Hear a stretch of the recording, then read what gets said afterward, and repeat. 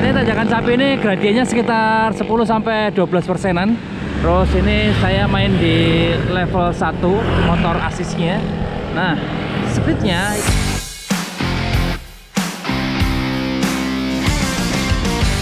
Assalamualaikum, selamat pagi. Kali ini saya mau testing Ado 20F, Ado A20F. Jadi barusan saya dikirimin lagi sama si Ado e-bike, sepeda e-bike-nya, sepeda lipat e-bike-nya. Cuman sekarang tuh versinya yang bannya lebih besar. Jadi kemarin tuh saya lihat pas saya sebelahin sama motor Scoopy, itu banyak lebih gede si Ado bike daripada si motor Scoopy. Nah, sekilas sih sedikit itu notisnya yang paling kenotis ke saya sih dari Ado bike-nya. Nah, ini saya mau cobain Ado A20F ini nanjak di ke arah baratnya. Dia sampai ke berapa nih? Penasaran saya. Ini masih belum saya nyalain. Nanti kalau sudah ngos-ngosan baru saya nyalain. Oke, segitu dulu ya, saksikan terus.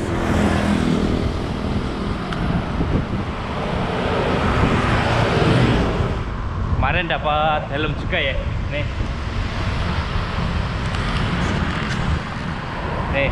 dapat helm juga nih. Ini helmnya dari si Ado e-bike.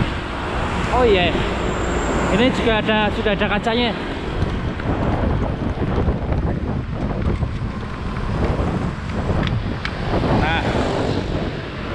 Kacanya tinggal dipasang sih.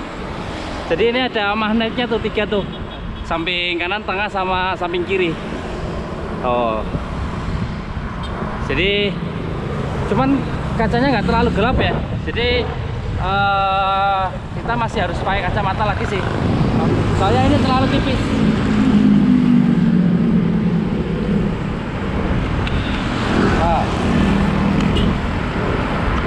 Selesai. Nah, tadi itu saya mau lepas jaket,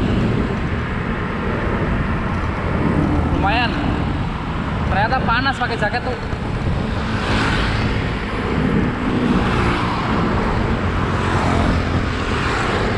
Berarti ini 15 kpj doang. Jadi ini jalannya ya sudah nanjak sih 1% doang, cuman ya nanjak. Kayaknya ini dinyalain aja lah. Ini saya ada di power nomor 2, level nomor 2. Jadi di Ado bike ini ada 3 power. Sorry, 3 level. Level 1, 2, 3. Level 1 itu maksimal kecepatannya 15 kpj. Terus level 2 itu 20 kpj. Nah, level 3-nya itu 25 kpj. Nah, ini saya nyobain di level 2. Jadi kalau di level 2 itu dia langsung otomatis jalan di 19 kpj gitu, sama di 19 atau 20 kpj. Nah, kalau ini ya shifternya ini tergantung kita mau mainnya ngicik atau slow ya. Nah gitu, kalau kita mau mainnya ngicik supaya bisa sambil main kardio gitu, tapi sepedanya tetap jalan. Nah, ini dientengin aja, nanti speednya akan bertahan di 19 sampai 20 kpj. Ini baterainya sudah berkurang 1 cuy. Nih, jadi tadi dari Kartosuro, kalau Kartosuro itu kilometer ke-7 lah, kilometer ke-7 itu sudah mulai saya nyalain. Terus ini sudah sampai di kilometer 15, baterainya sudah berkurang 1. Nah itu, terus ini saya main level 1 terus. Sudah sampai di Pom Mojosongo. Yoi, ini tempat finishannya si Kamisan. Nih, baterainya sudah nih, terus kelong lurus sih, tapi sudah setengah perjalanan nih. Ini harusnya coba lagi ya, naik lagi ke atas lagi lah. Ini saya genjot tanpa bantuan motor nih, tapi berat banget. Tapi baterainya jadi 4. Tapi kayaknya berat banget sih. A20F ini kan sepedanya berat ya. bobotnya berat gitu, lebih gede dari yang A20. Jadi kalau digenjot pas tanjakan gini tanpa bantuan motor, nah ini berat sih. Tapi kayak gini tuh salah satu triki buat hemat baterai. Jadi kalau dinyalain terus kan boros tuh ya, kalau dari bawah dinyalain terus. Soalnya saya pernah tiba-tiba sampai sebelum masa Cepogo mati pakai dobek yang sebelumnya. Nah kalau yang ini tuh saya mau combine, jadi sekali pakai digenjot lah, biar ada tenaga manusianya dikit, meskipun sedikit. Alhamdulillah sudah sampai di bundaran Susu Tumpah. Boyolali Kota tuh jaraknya kalau dari rumah saya ya sekitar 25 kilo lah. Jadi ini nanti kalau di PP sudah 50 kilo. Nah dari Edobike sendiri itu dia batas maksimalnya itu 80 kilo kayaknya. Ini saya nyoba, bener gak sih 80 kilo? Atau mungkin nggak nyampe. Tapi catatannya di Edobike itu 80 kilo datar. Oke gitu ya. Ini sudah sampai di Patung Kuda. Baterainya sudah tinggal 2 kotak aja nih. Kawasan wisata Solo Selo Borobudur. Oke, ini saya sudah memasukin jalur Cepogo. Ini kondisi baterainya sudah tinggal 2 kotak. Nggak tahu ini nanti nutut nggak sampai ke finishnya ya, sampai di pasar Cepogonya. Jadi sistem motornya di Edobike ini kalau kita nanjak pakai level 1 gitu ya, dia speednya akan ditahan di 15 kpj juga, sama kayak datar. Otomatis power baterainya pasti makannya lebih banyak ya. Jadi kalau di level 1 datar dia dikasih 15 kpj.